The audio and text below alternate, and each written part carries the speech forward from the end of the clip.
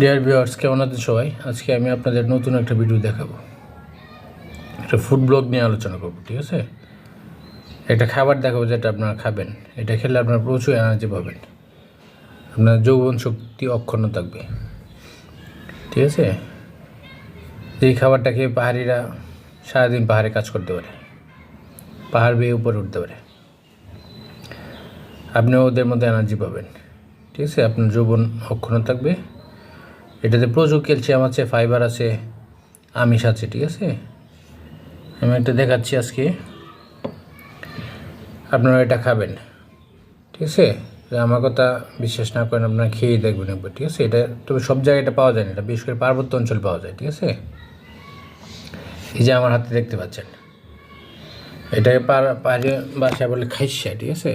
এটা খেলে আপনি প্রচুর এনার্জি পাবেন।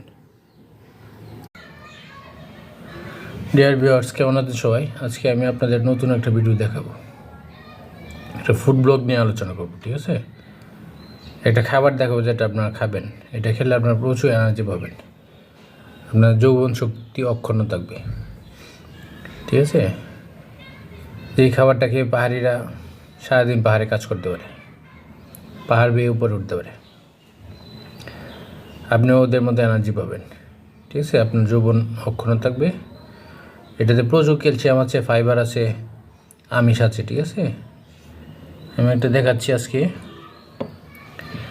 আপনারা এটা খাবেন, ঠিক আছে?